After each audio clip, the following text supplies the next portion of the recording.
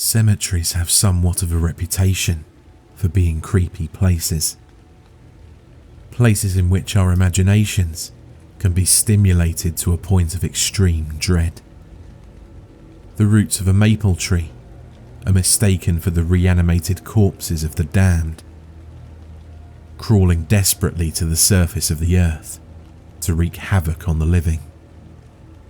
A fine layer of mist is the soul of a long-lost lover, hopelessly trapped between two planes of existence. Shadows are cloaked and hooded vampires waiting to pounce. Stone angels are conduits for demons, and a headstone outlined by the phosphorescent light of the moon is a bloodthirsty werewolf bearing its fangs. Jax Mercer wasn't afflicted by such childish concerns. He'd been around the Palestine cemetery so often that it was nigh impossible to spook him. This was still quite a wonder, however. Very few people can enter a cemetery in the middle of the night without letting a shiver or two pass down their spine. Even one as utterly mundane as the Palestine cemetery. This place, in particular, was nothing special. A small collection of gravestones, some older and some new, scattered vases with the occasional rose, and, of course, the Palestine Methodist Church just down the road.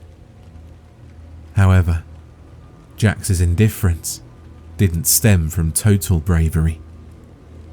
He knew that the cemetery itself wasn't to be feared. The real danger lay in the surrounding woods. He was a giant of a man, standing at 6 feet 5 inches tall.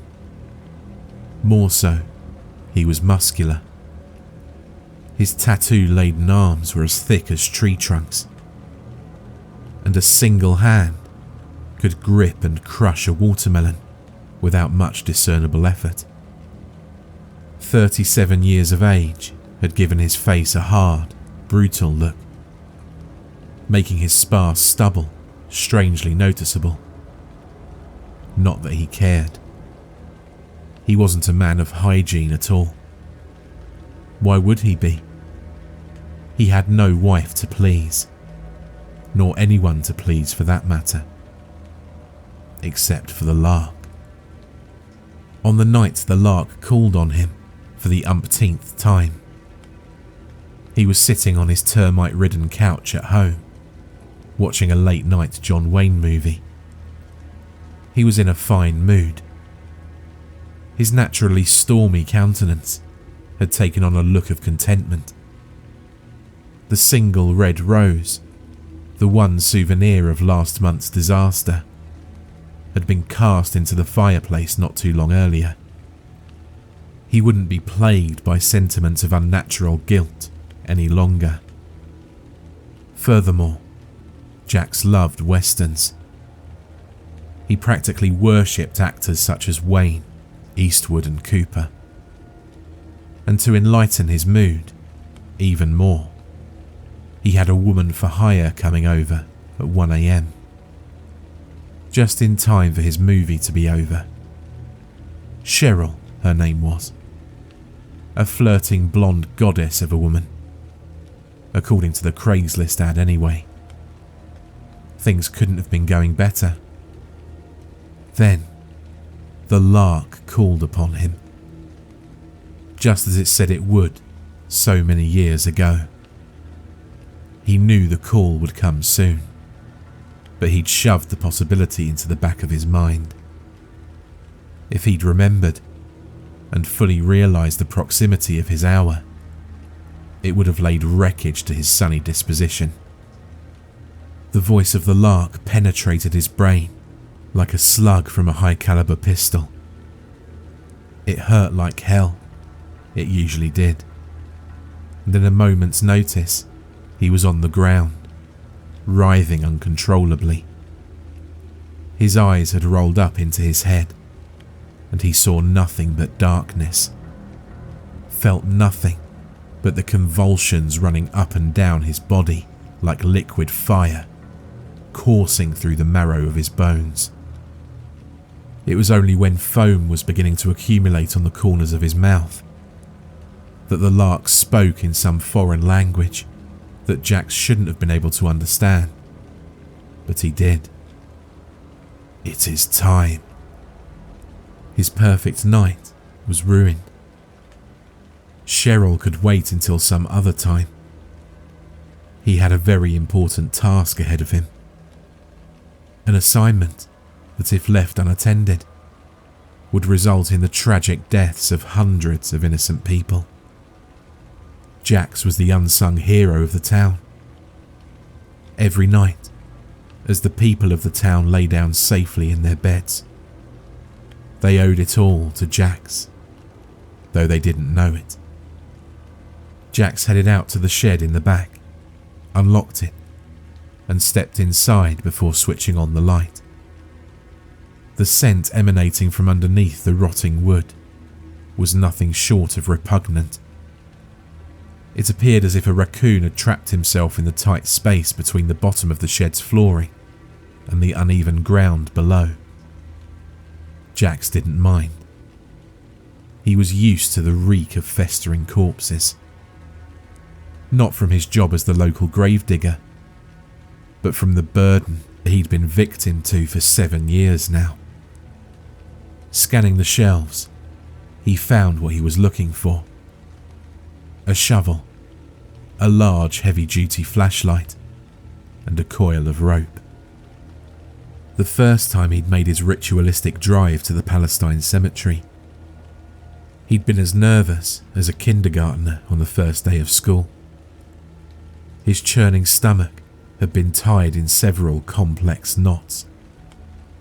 His sweaty hands had gripped the steering wheel tightly, and his lower lip was being bit with such ferocity that it had turned white. All that had changed now. He may well have been going to the supermarket for a carton of milk, for all of the emotion he showed. It was a short drive, no less than 5 minutes long.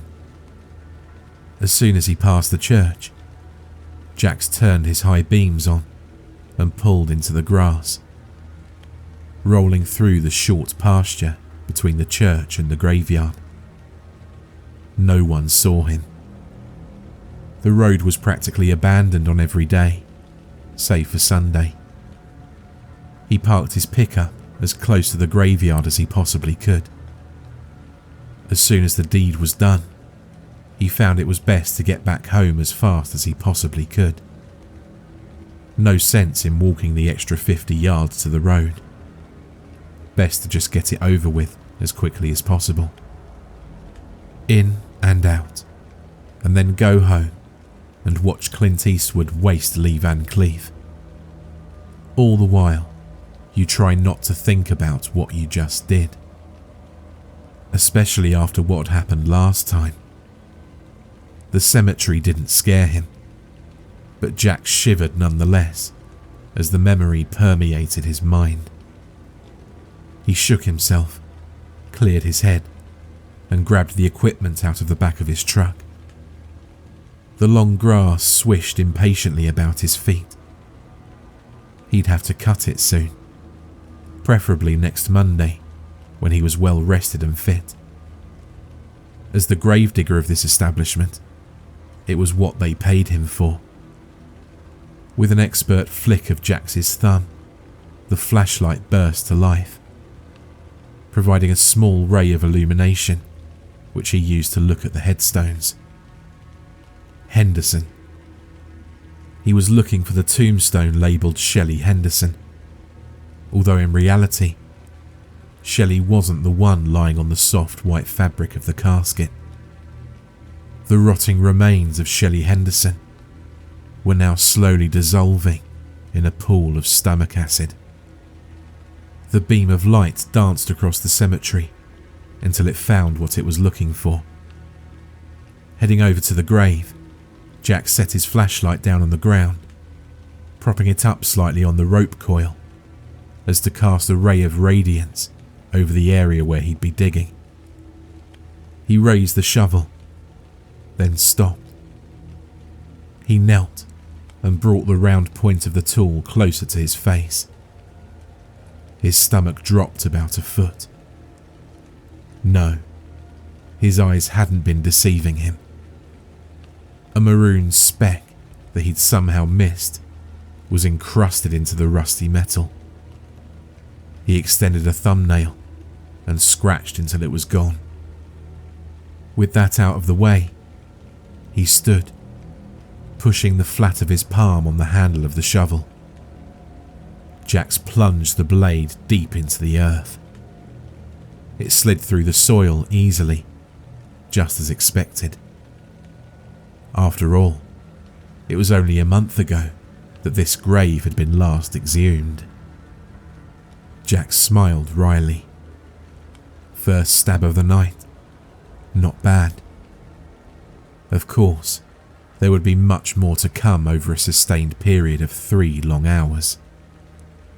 For the average group of 2 to 3 men, the process of exhumation would take around 5 hours. But Jax was a brute of a man on his own, and a fast worker at that. 2 hours later, he was 4.5 feet into the ground, and just beginning to sweat excessively. Perspiration was dripping down the bridge of his nose, and giving the Roman gladiator inked into his left bicep a new slick sheen of fluid. He wiped at his brow absent-mindedly and continued. The pack of chewing tobacco that he'd jammed into his lower lip was growing heavier.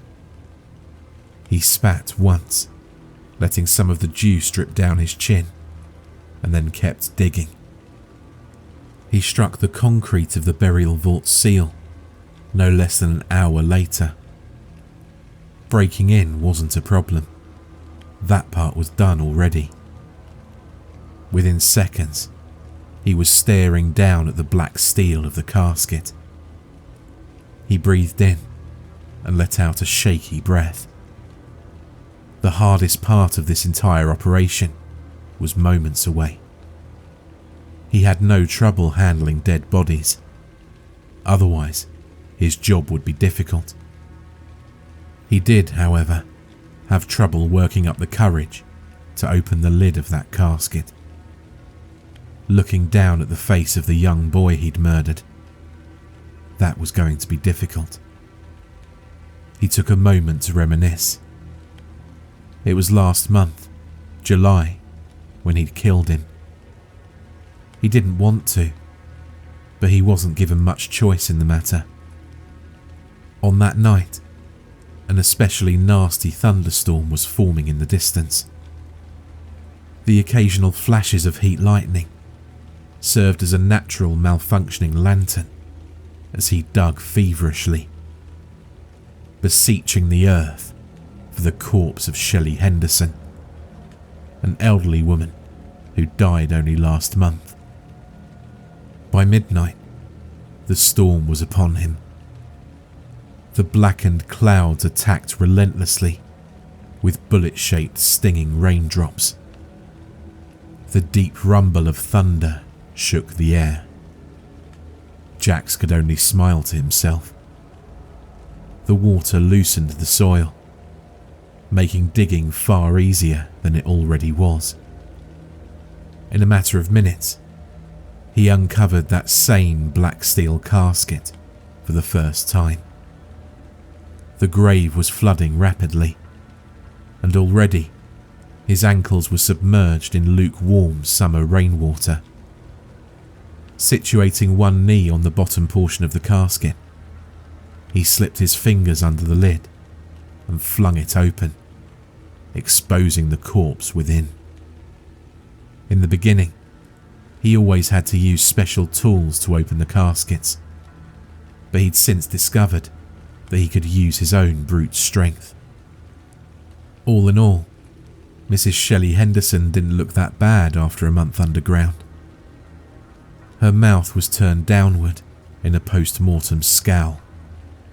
Her lips shriveled back to reveal dry yellow teeth. Her white hair was beginning to fall out in thick clumps. Blistered brownish yellow skin had sunken into the bones of her wrinkled face. Worst of all, her closed eyes looked strangely empty, like bare sockets, with two thin layers of rotting flesh stretched across them and sloppily sewn together. Jax felt the sick, unshakable urge to find a needle and poke one eye hole. He mused if he did, the flesh would slide apart and off her skull entirely. She'd been buried in a beautiful white dress, expensive lace no doubt. The casket itself wasn't too shabby either. Someone had spent a lot of time and money to make sure that she'd rest peacefully. Jax felt a twinge of sympathy. When his mother had died 15 years ago, he'd taken measures much like this. He almost felt bad for disturbing Shelley's final resting place. Almost.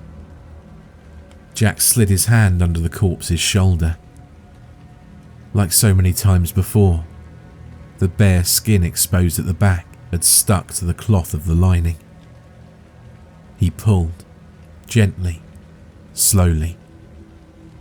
Ironically, he was always as delicate as he could with the bodies, despite the destruction that would eventually become of them. To his discontent, some of Shelley's skin peeled and left a slimy residue on the costly fabric. Oh well. Cradling her in his arms like an overgrown newborn, the gravedigger tugged Shelley out of her shell, lifted her, and benevolently set her down on the even ground above, next to his dirt pile. Jax was just considering how he'd have to move the body quickly when he climbed out of the grave and saw him. Ronnie Blakely. That was the kid's name, although Jax didn't know him personally, or at all for that matter. In fact, he'd only learned the name of the child later that week, when he read about his disappearance in the newspaper with trembling fingers. He was a short little guy, especially compared to Jax. The cute characteristics of childhood marred his face. Someone like Shelley Henderson probably pinched his cheeks every once in a while, especially with those freckles and chubby facial features. His chestnut brown hair, partially obscured by the hood of his yellow rain slicker, was curly. In his hands, he carried a single red rose. A rose that Jax would eventually destroy in his fireplace. He was looking at Jax, half confused, half frightened. His tiny green eyes kept flitting from his frozen form. One knee on solid ground, the other leg still in the hole, to the nearby body. Jax was panicking, though he didn't let it show. This wasn't supposed to happen. This couldn't happen. Not now. Not a kid. Oh God. Why couldn't it have been an adult that had walked in on him? Adults could be bargained with, reasoned with, and even threatened. Not a kid. All kids ever did, in Jax's experience, was talk. And from the looks of it, this particular child had quite a story to tell. And when he did tell, what would happen? Jax certainly would be imprisoned. And then the town of Palestine would be doomed. The child standing not 20 paces away from him could unintentionally murder hundreds. A ball of energy began to build in Jax's chest as he stared at Ronnie, who was silently sizing him up from a distance. The energy spread to his legs, his arms, his whole being. He knew what had to be done, but did he have the power to do it? A single tell spurred the chase. Ronnie's lip quivered. Slightly. Just enough.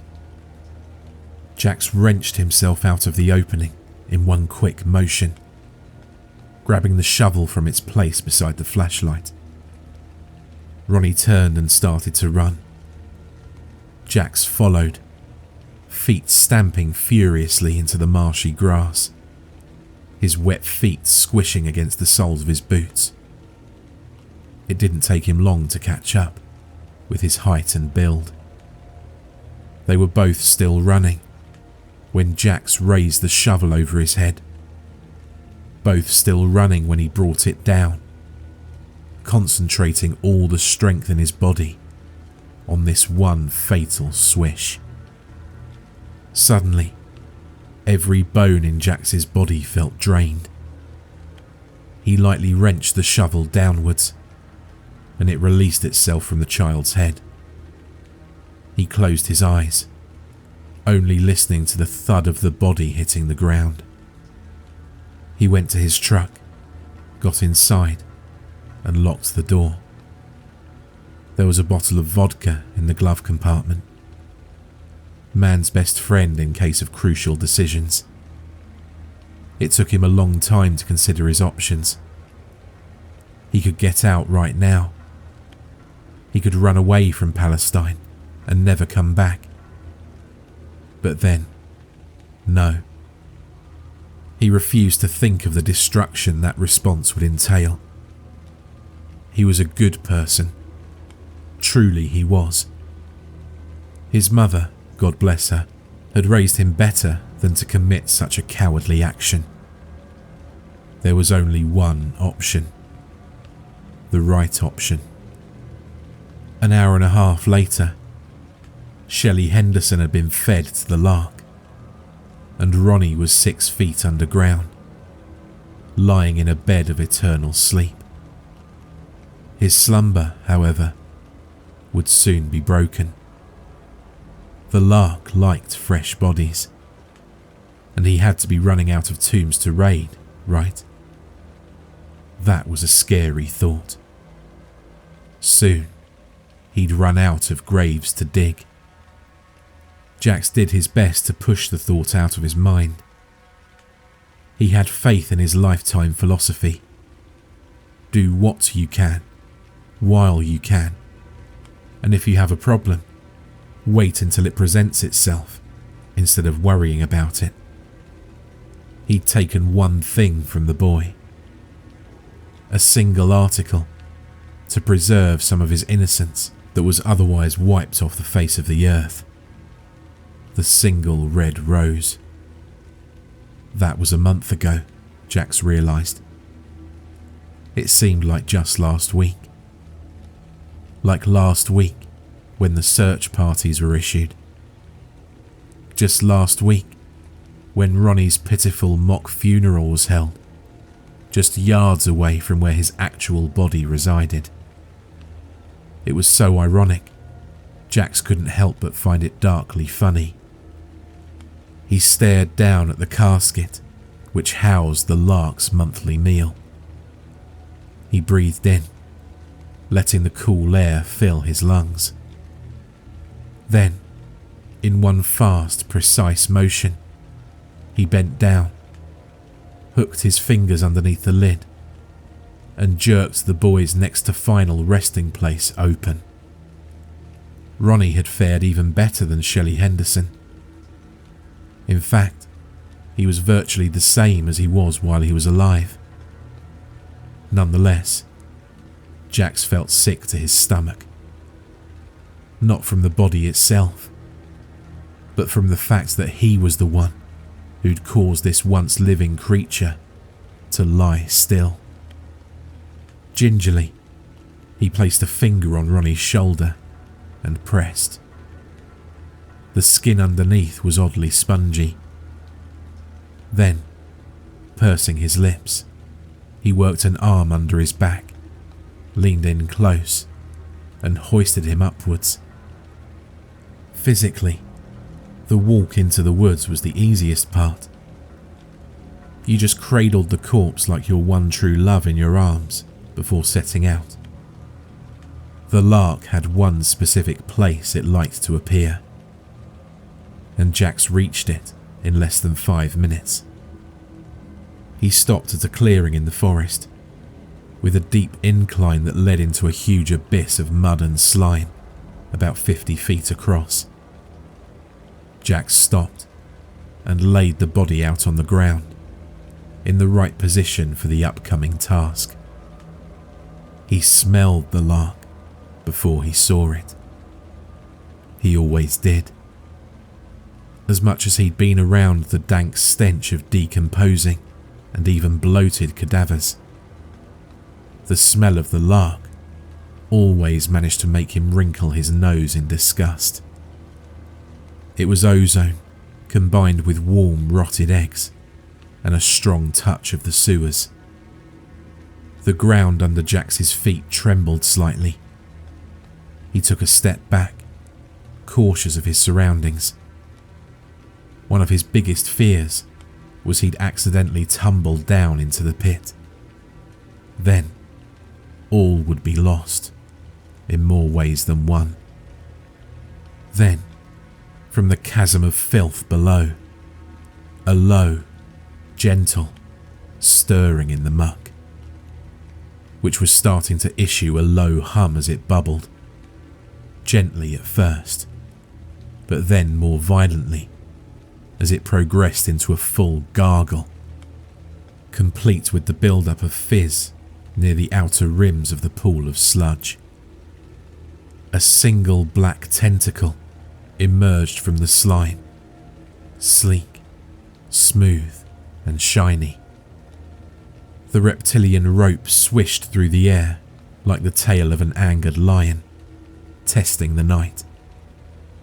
Apparently, it liked what it felt, because it was soon joined by more. 10, 20, 40. Jax couldn't keep track of their number. All of them vibrated energetically, unveiling the source of the bubbling and fizzing. This was a new trick, probably an attempt at intimidation, and one that was working at that. A cool hand of reassurance touched Jax's mind. He closed his eyes and clenched his fists. It was an illusion. All an illusion created by that beast in the ground. It was that same illusion that had lured him into the woods all those years ago, forced him into that deal. A series of high, shrill-pitched clicks echoed off the trees. It was laughter. The lark was laughing at him. Jax could do nothing but swallow his pride and push the comfort to the edges of his consciousness, forcing himself to face the cruel truth of the world. There was no consolation here. He hated the lark, and the lark would destroy him without a second thought. That was all. It was several years ago when they'd first met. Jax was young and naive. The lark must have known this. It must have been able to sense that such minds are easier to twist and pervert. Because now, he was on the low end of a high-stakes deal for the rest of his years. Every month, one exhumed body for the lark. And if the lark didn't get what he wanted, Palestine would be razed. How fair. Bitterly, Jax spit what remained of his tobacco. A tired sense of rage was expanding in his being, starting in his heart and working its way throughout his veins. Jax was exhausted, plain and simple. Exhausted of giving so much to people who'd given him so little.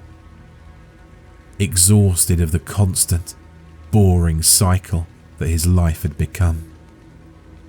Exhausted of knowing that there was no escape. In a single romp of pathetic and doleful fury, Jax rushed forward and kicked Ronnie's body directly in the sternum, sending him tumbling down into the void, where he was encompassed by the mass of writhing tentacles. It looked like 1,000 water moccasins were crawling over the corpse, especially in the light of the moon. Within a minute, he was gone, swallowed by tentacle and muck alike. Jax's work here was done. He turned to go. Now, about those tombstones. There were very few left in the Palestine cemetery. Jax knew that. What would he do when he ran out? Surely he could get bodies from other cemeteries. No. Moving them would be too much of a chore. And anyway, few cemeteries were as isolated as this one. Jax thought of the shovel. How easy it had been murdering Ronnie. One swift, quick blow to the head. Could it be all too difficult to do that again? The rose was burned, ashes to ashes, dust to dust. No more guilt. Yes, he could do it again. Probably several times, as a matter of fact, once the Palestine cemetery became useless to him. If he was lucky, maybe he'd even get caught.